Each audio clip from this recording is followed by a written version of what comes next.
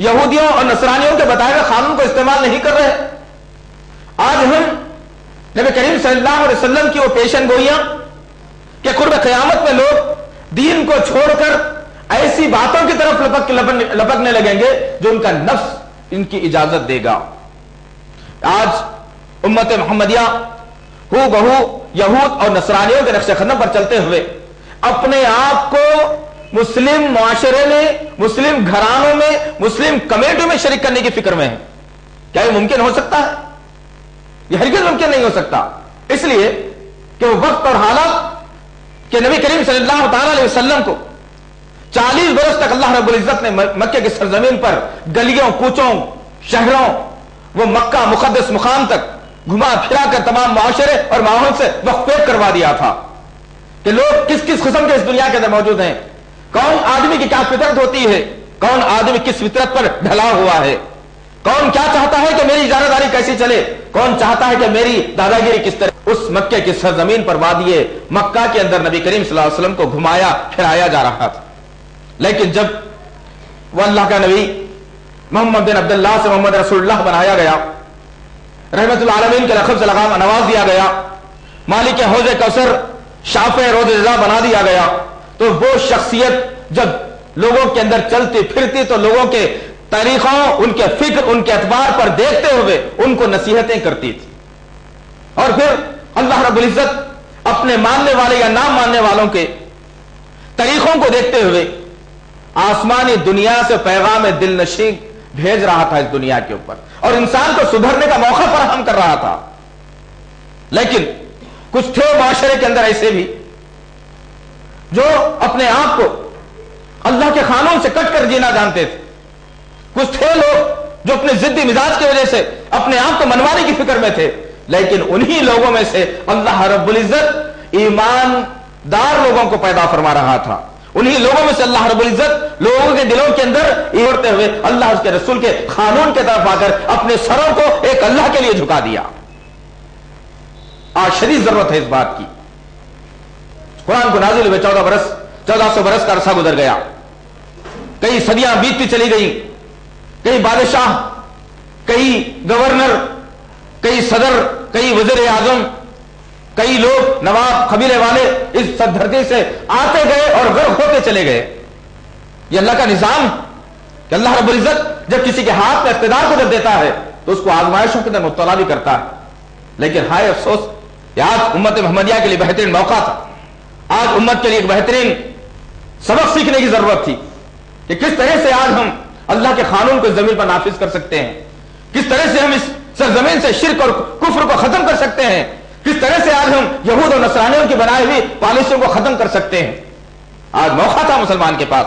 لیکن یہ مسلمان جو ساری دنیا کے ایک نمونہ بنا کر بھیجا گیا تھا، یہ مسلمان ایک نبی، بہترین نبی کو ماننے والے قوم سمجھ کر بھیجا گیا تھا، یہ مسلمان جس کو خیر امت کا لقب دے کر کے بھیجا گیا تھا، یہ مسلمان جس کو جنت میں جانے کا سب سے پہلے راستہ فراہم کر کے بھیجا گیا تھا، یہ مسلمان جس کے لیے حوض کوثر مقرر کر دیا گیا تھا، یہ مسلمان جس کو آخری نبی مقرر کر کے رحمت اللہ علیہ بنا کر کے دے دیا گیا تھا، یہ مسلمان آج کا ساری دنیا کے لیے نصیحت بننے کے بجائے یہ ایسی ذلیل و خوار زندگی گزارنے پر مجبور ہو گیا کہ دوسرے دیکھ کر بڑی ہی ندامت کے ساتھ میں کہتے ہیں ہائے ہائے یہ معصوم قوم ہے کہ ان کے پاس کچھ رحم، ہم کو ان کے اوپر رحم کرنے کی ضرورت ہے.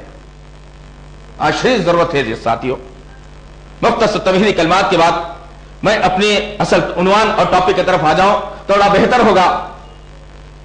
یہی کہ آج کا جو عنوان رکھا گیا ہے کہ لوگ کیا کہیں گے، یہ ایک ایسا جملہ، ایک ایسا فقرہ ہے جو آج ہر مسلمان کے ذہن، سوچ اور فکر کے اندر بس گیا ہے. ہر مسلمان یہی سوچتا ہے کہ یہ کروں گا تو لوگ کیا کہیں گے، یہ کروں گا تو لوگ کیا کہیں گے. آج ذہنوں میں یہی آ گیا اور اللہ اور اس کے رسول کا فرمان اور قانون چھوٹتا چلا گیا. ایک وقت تھا جب صحابہ کرام کی جماعت مکہ کی سرزمین سے لے کر مدینہ تک پھیل چکے تھے. پھر اس کے بعد خلفاء راشدین جب خلافت ملی تو یہی اسلامی سلطنت دور دور تک ملکوں تک پھیل چکی تھی. کس بنیاد کے اوپر؟ یہ نہیں کہ لوگ کیا کہیں گے کہ نہیں، اللہ کیا کہے گا. جب تک مسلمانوں کے ذہن اور دل، سوچ، فکر کے اندر یہ چیز پیوست ہو چکی تھی کہ جو عمل وہ کیا کرتے تھے اس وقت وہ یہ سوچا کرتے تھے کہ میں یہ عمل کر رہا ہوں تو میرا اللہ کیا کہے گا، اللہ کیا کہے گا. میں یہ کر رہا ہوں اللہ اس سے راضی ہوگا یا ناراض ہوگا، میں ایسا بول رہا ہوں اللہ سن رہا ہوگا نہیں سن رہا ہوگا، یہ سوالات تھے جو اللہ کی طرف مبعوث کرتے جاتے تھے وہ لوگ. لیکن وقت اور حالات کا شکار ہو گیا مسلمان، سازشوں کا شکار ہو گیا مسلمان. جب سازشوں کا شکار مسلمان ہونا شروع ہوا تو شیطان کو بڑا اچھا موقع یہ مل گیا کہ چلو ٹھیک ہے یہ لوگ اللہ کو ماننے والے ہیں، ایک اللہ کے سامنے سر کو جھکانے والے ہیں، لہذا ان کے زبان سے، ان کے دل، سوچ اور فکر، ذہن سے ایک چیز کو مٹا دیا جائے اور ایک چیز کو داخل کر دیا جائے. ہوا یہی کہ ایک مسلمان عمل کرتے کرتے اپنے ذہن اور دل و دماغ کو لوگوں کی طرف منسوخ کرنا شروع کر دیا اور اس کی زبان پر ایک فقرہ، ایک جملہ آ گیا جو گھناؤنا مجرمانہ جملہ ہے یہ، کہ عمل کرنے کے بعد انسان سوچتا ہے کہ لوگ کیا کہیں گے. یہ جملہ اللہ اس کے رسول سے کے راستے سے ہٹانے کے لیے کافی ہے، انسان کو گمراہ ہونے کے لیے کافی ہے. انسان گمراہ ہو جاتا ہے ایسے جملوں کے ذریعے سے. آئیے دیکھتے ہیں کہ پیدائش سے لے کر ایک انسان کی زندگی مرنے تک کے کتنے اللہ کے قانون پر گزر رہی ہے اور کتنے اللہ سے بغاوت کر کے ہم زندگی کو گزار رہے ہیں. اگر کسی کے اگر لڑکا یا لڑکی اگر تولد ہو جاتی ہے تو آج ذہنوں کے اندر مسلمانوں کے یہ بس گیا کہ جیسا ہی لڑکی یا لڑکی پیدا ہو جائے تو چلو ٹھیک ہے. نبی کریم صلی اللہ تعالی علیہ وسلم کا فرمان یہی بتاتا ہے کہ ہر شخص اپنے عقیقے کے عوض میں اللہ کے پاس گروی ہے. ہر شخص اپنا عقیقہ کر لے اور آزادی حاصل کر لے. یہ فرمان ہے نبی کریم صلی اللہ تعالی علیہ وسلم کا، اس مقدس نبی کا جس کو رحمت العالمین شفیع المذنبین بنا کر کے بھیجا گیا. تمام امت کے لیے، تمام دنیا کے لوگوں کے لیے ایک پیغام دلنشین سنا دیا گیا. اب ضرورت یہ تھی مسلمانوں کی کہ جیسے ہی لڑکا یا لڑکی کی پیدائش ہوتی تو وہ کیا کرتے؟ عقیقے کی طرف اپنے ذہن کو لے جاتے. لیکن ہائے افسوس مسلمانوں کی بدبختی کا یہ عالم ہے کہ اگر کسی سے کہہ دیا جائے کہ عقیقہ کرنا ہے تو لوگ یہی کہیں گے کہ نہیں بھائی 6ویں یا 7ویں دن تو چھٹی کرنا ضروری ہے. اس لیے کہ اگر ہم چلا اور چھٹی اگر نہیں کریں گے تو لوگ کیا کہیں گے، ذہن میں یہی آتا ہے. اللہ اور اس کے رسول کا فرمان یہ بتاتا ہے کہ تم عقیقہ کرو، دنیا کے لوگوں کا فرمان بتاتا ہے کہ تم چھٹی کرو. تو آدمی کا ذہن اس طرف مائل کر دیا گیا کہ آدمی ایک مقدس عبادت جیسی چیز کو، عقیقہ جس کو کہا گیا ہے، ایک سنت نبوی کا طریقہ جو ہے اس کو چھوڑ کر انسان لوگ کیا کہیں گے، لوگ کیا کہیں گے کا جملہ جب آ گیا تو آدمی عقیقے سے منہ پھیر دیا اور پھر وہ چھٹی پر آ کر کے رک گیا.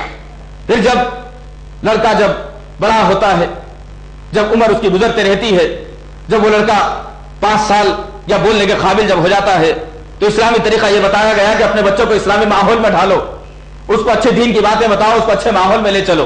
لیکن آج کا معاشرہ یہ بتاتا ہے کہ جو آدمی اچھا خوبصورت اسمارٹ لڑکا جس کا ذہن، سوچ اور فکر بڑی تیز اور ترار ہو، جو شرارتیں بھی زیادہ کرے اور جو بڑے چھوٹوں کا لحاظ نہ رکھے، اس کو کسی اچھے بہترین انگلش اسکول میں، ماڈل اسکول میں داخل کر دو، اسے کوئی اچھے ماڈل اور بہترین اسکول میں داخل کر دو.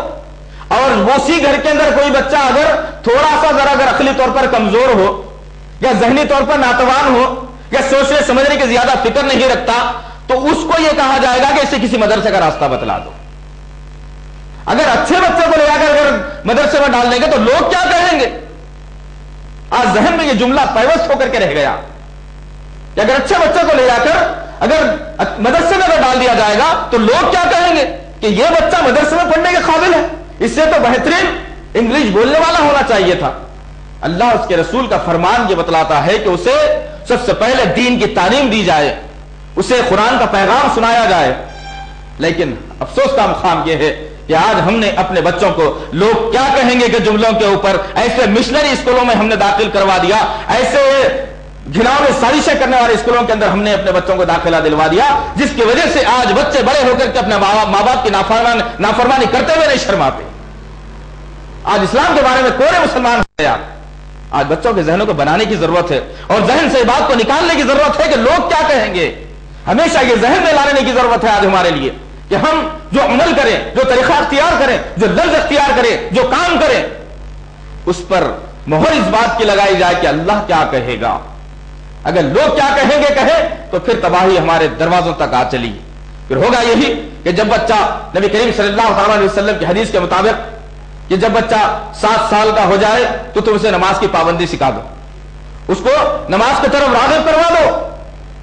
اسے نماز کا پابند بنوا دو، اور جب وہ 10 سال کا اگر ہو جائے تو جب وہ نماز اگر نہیں پڑھتا تو اس کی گو مالش کرو، انہیں اس کو چھری لے کر مارو، اور اگر پھر بھی اگر نہیں سدھرتا